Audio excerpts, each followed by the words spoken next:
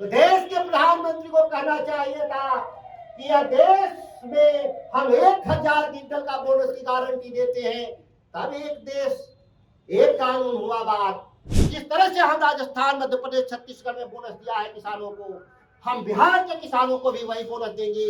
एक देश दो विधान नहीं चलेगा, नहीं चलेगा। क्या कानून लंगड़ा है? क्या कानून लूढ़ा है?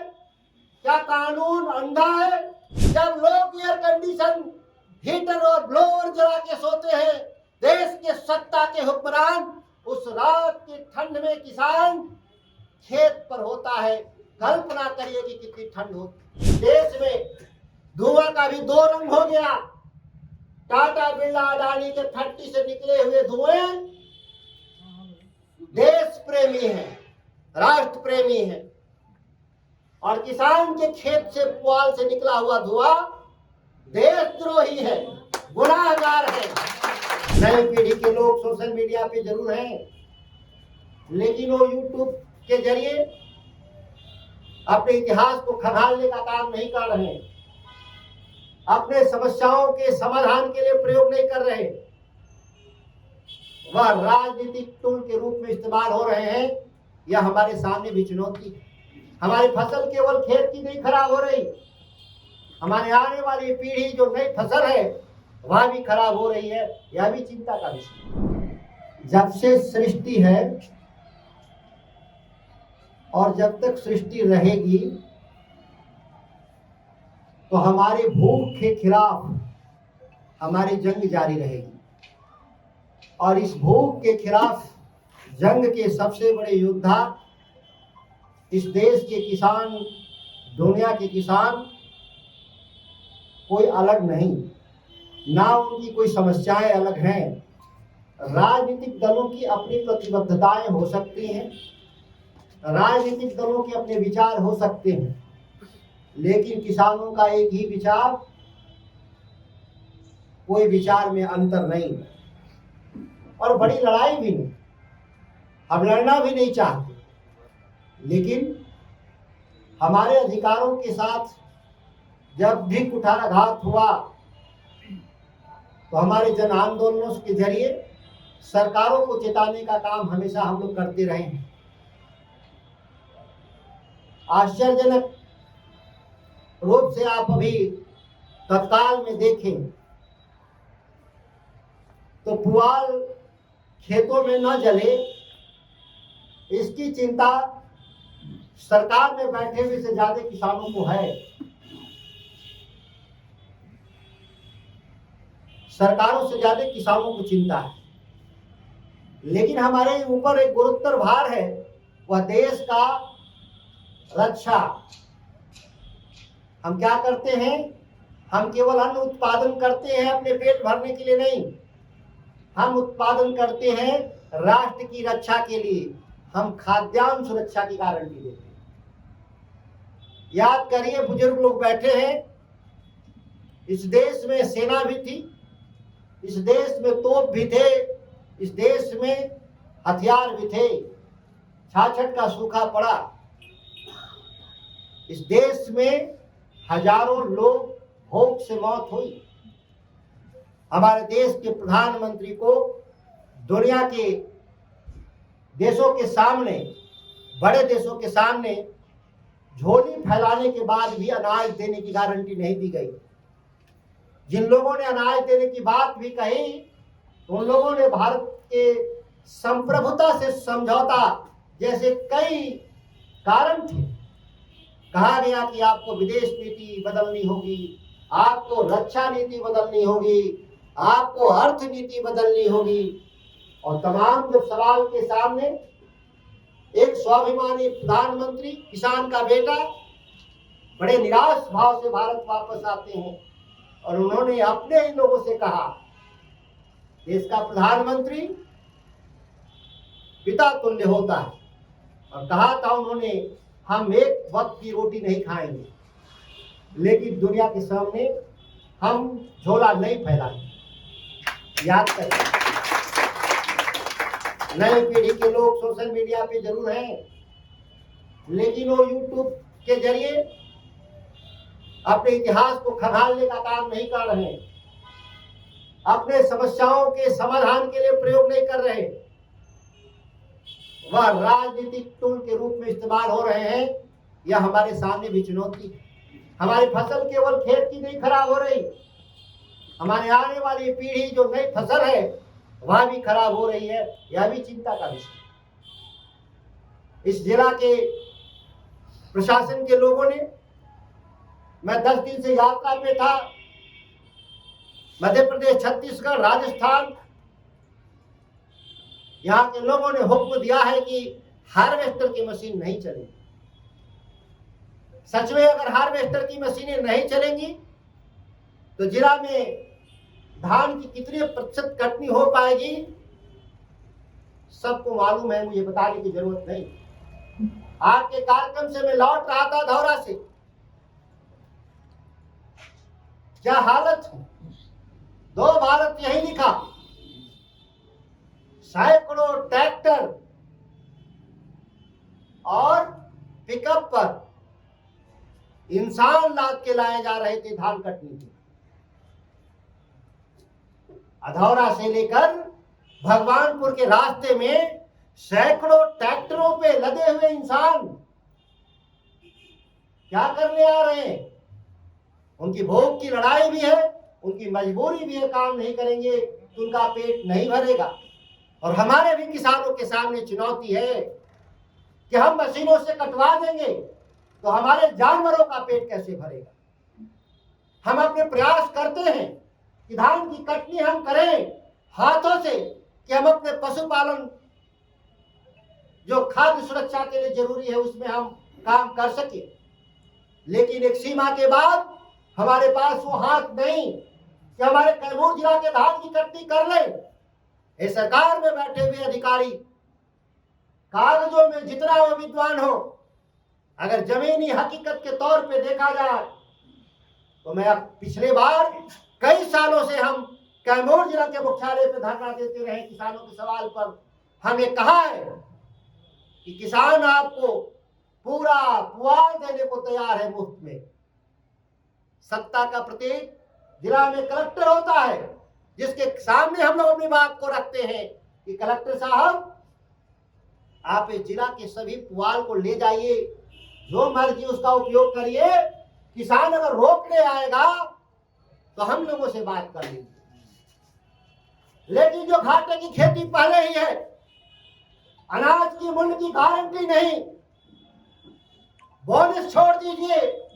इस देश के प्रधानमंत्री नारा लगाते हैं सार्वजनिक मंचों से, एक देश एक विधान। नारा लगता है कि नहीं? नारा लगाए लोगों ने, एक देश 2 विधान, नहीं चलेगा, नहीं चलेगा। और कश्मीर में अलग कानून है तो नहीं चलेगा, कानून बदल दिया गया। लेकिन जब हम आते हैं, जब किसानों के सवाल पर, तो 2 विधान देखने को मिलते हैं।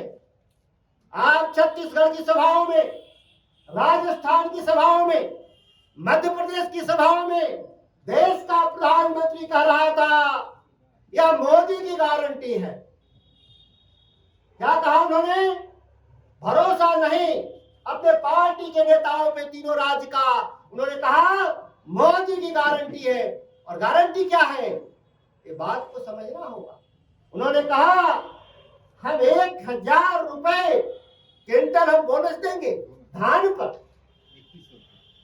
3100 रुपए और 3200 रुपए भी एक पार्टी ने कहा है। क्योंकि मैं सत्ता की बात कर रहा हूं, वहां कांग्रेस ने 3200 की गारंटी कहा और भारतीय जनता पार्टी ने 3100 की गारंटी कहा। देश तो यही है। क्या छत्तीसगढ़, मध्य प्रदेश, राजस्थान इस देश से अलग है कि वहां के किसानों के खर्चे ज्यादा हैं? वो 2 फसल उगाने वाले लोग हैं, वहां पे गारंटी देते हैं।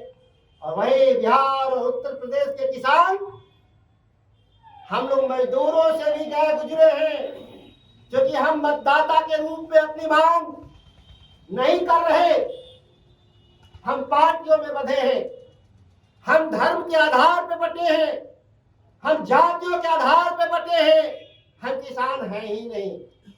अगर हम किसान होते तो देश के प्रधानमंत्री को कहना चाहिए था कि यह देश में हम 1000 क्विंटल का बोनस की गारंटी देते हैं, तब एक देश एक कानून हुआ बात।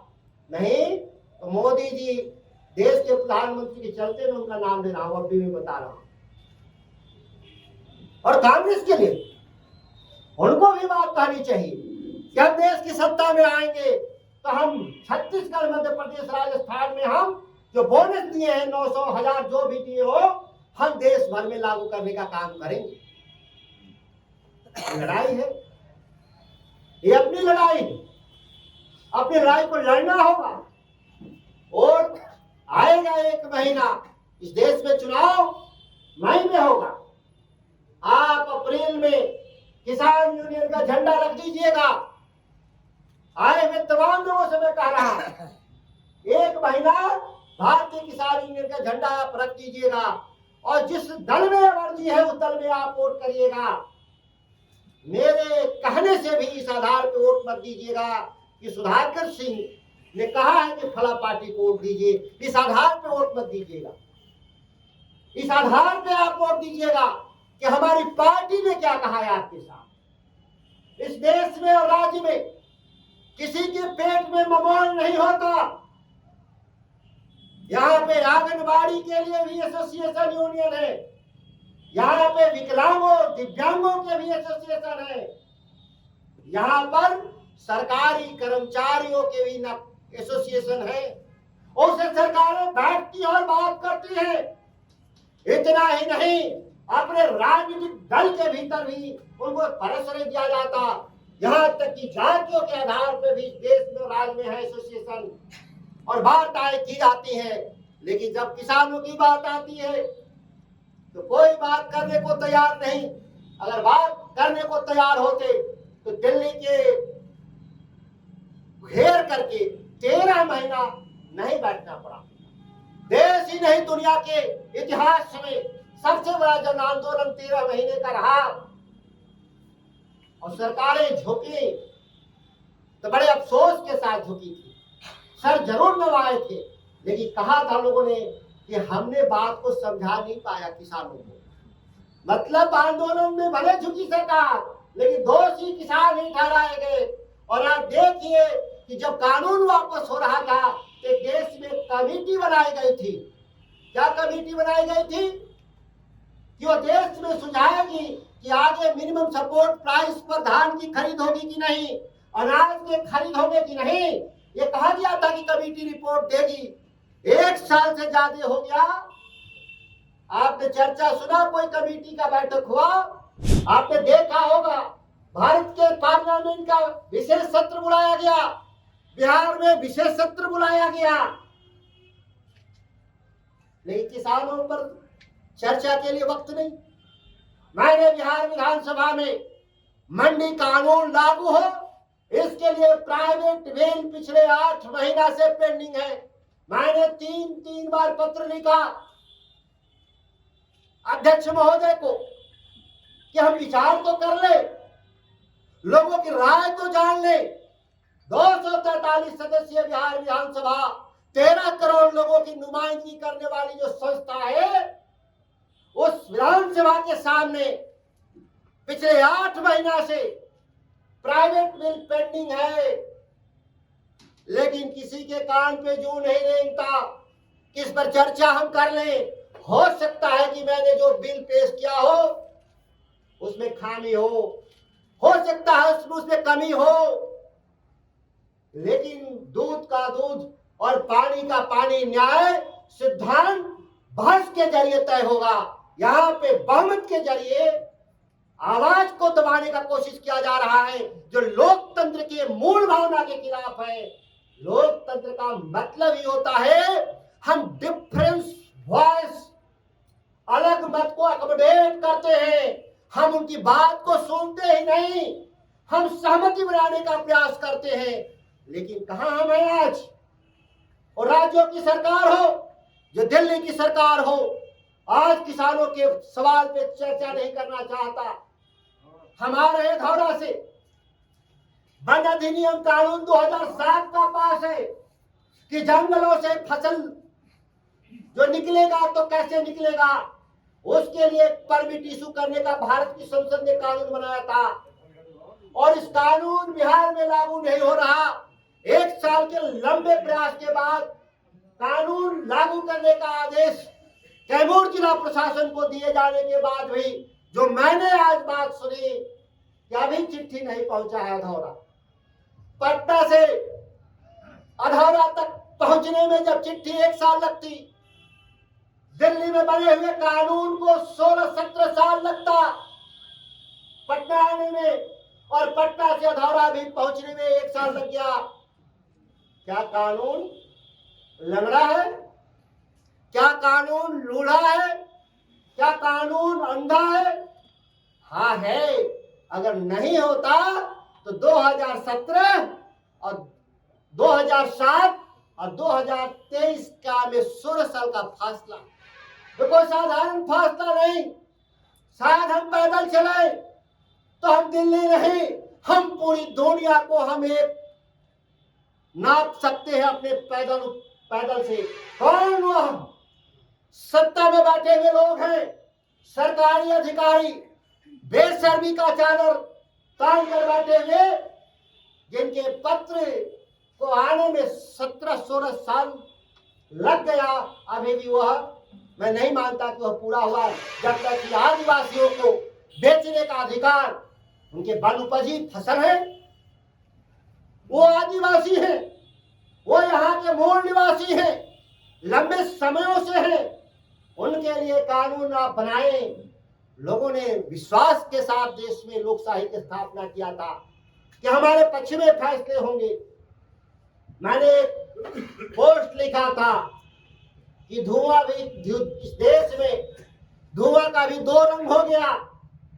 टाटा बिरला अडानी के फैक्ट्री से निकले हुए धुएं देश प्रेमी है, राष्ट्र प्रेमी है, और किसान के खेत से पुआल से निकला हुआ धुआं देशद्रोही है, गुनाहगार है।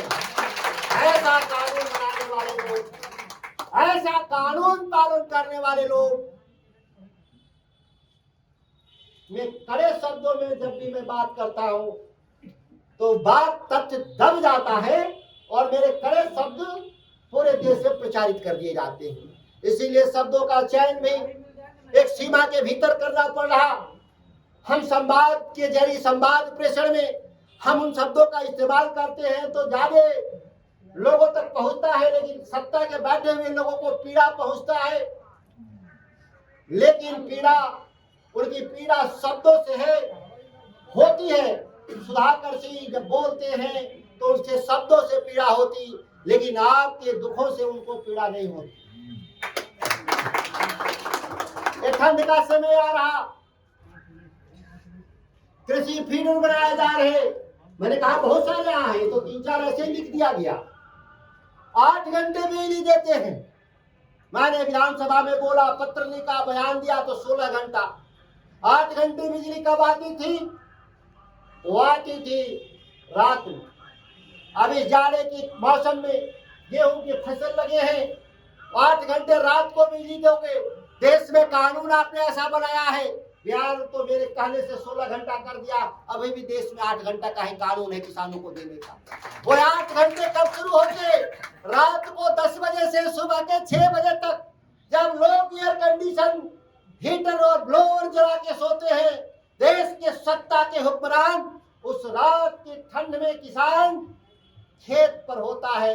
कल्पना करिए कि कितनी ठंड होती। अगर देश के प्रधानमंत्री और मुख्यमंत्री को केवल कह दिया जाए कि जाइए खेत पर और आप घूम कर आइए, तो पता चलेगा देश का प्रधानमंत्री और राज्य का मुख्यमंत्री खेत से वापस नहीं आएगा, उसको हार्ट अटैक हो जाएगा ठंड से। हम लोग को वर्षी और उनके श्रद्धांजलि सभा आयोजित करना तो चुनौती देता। मैं स्वयं रात को दिन भर किसानों के साथ खड़ता हूँ, रात को 12 बजे ठंड में कहिएगा तो हम भी खेत पर हम जा नहीं पाएंगे, बीमार हो जाएंगे। चले भी गए तो निश्चित तौर पे बीमार हो जाएंगे। इसमें बहुत लोग ऐसे हैं।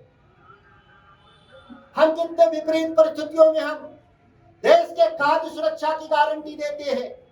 थोड़े से पिछली बार सूखा पड़ा, गरीब लोगों को अनाज गेहूं कितना मिल रहा? नहीं मिल रहा। 5 किलो गेहूं, 3 किलो चावल और 2 किलो गेहूं देने का प्रावधान था। पिछले 1 साल से गरीबों को 1 किलो गेहूं दिया जा रहा है। कभी आपने ध्यान दिया? किसान के रूप में ध्यान दीजिए। 1 साल फसल थोड़ी मारी गई, देश का खाद्य सुरक्षा संकट में है। आज 1 साल फसल कमजोर हुआ हमारा, तो हमारा एक्सपोर्ट बंद कर दिया गया। हम निर्यात नहीं कर सकते खाद्यान्न, हम कोई सरप्लस नहीं है। किसानों ने जो संघर्ष के जरिए सरप्लस स्टेट बनाने का जो काम किया था, आज हम डेफिसिट स्टेट के रूप में तब्दील हो रहे हैं। वो इसके पीछे मात्र कारण है कि हमारा न्यूनतम समर्थन मूल्य की गारंटी नहीं। हम अनाज तो पैदा कर देंगे, लेकिन उसका मूल्य मिलेगा कि नहीं, इसकी गारंटी नहीं। ये तमाम सवाल भूमि अधिग्रहण अंतिम बात करके इसलिए निकलेंगे। अंधेरा हो रहा है, आप लोग को भी जाना है, ठंड में लड़ाई लंबी है, लड़ेंगे हम लोग। मैंने कहा था एक देश 2 विधान नहीं चलेगा, नहीं चलेगा। यह नारा लगाने वाले लोगों के लिए आज वाराणसी से कोलकाता जाने वाले जो हाईवे है, वो राज बदलते ही उन जमीनों का भाव बदल जाता। ध्यान दीजिए, रोड एक ही बनेगी बनारस से कलकत्ता तक, लेकिन जहां राज बदलेगा और भाव बदल जाएगा। वही यूपी में 45 लाख 48 लाख रुपए एकड़ जमीन का दाम मिलेगा, और बिहार में मिलेगा 11 लाख 12 लाख 13 लाख 14 लाख एकड़। मैं झारखंड वालों का नहीं जानता, इसलिए मैं नहीं बता पाऊंगा। बंगाल वाले का भी मैं नहीं जानता, पता करूंगा। जरूर हमसे ज्यादा ही होना होगा वहां। ये क्यों हुआ? ये बिहार की सत्ता में बैठे हुए लोगों को जवाब देना चाहिए। 2013 में कानून बना, भूमि अधिग्रहण कानून, और कहा गया कि बाजार मूल्य का 4 गुना मिलेगा किसानों को। इस विश्वास के साथ इस राज्य के और देश के किसानों ने जमीन देने का काम किया देश के विकास के लिए। और क्या हुआ? 2013 से सर्किल रेट इस राज्य के भीतर नहीं बढ़ाया गया। एक जानबूझ करके इस राज्य के भूमाफिया कौन है? नए माफिया, जो 2 नंबर से काला धन जो पैदा करते हैं सरकारी नौकरियों से, क्योंकि बिहार में नौकरियों के अलावा कोई भी काला धन पैदा करने का कोई यंत्र नहीं है, यह सभी लोग जानते हैं।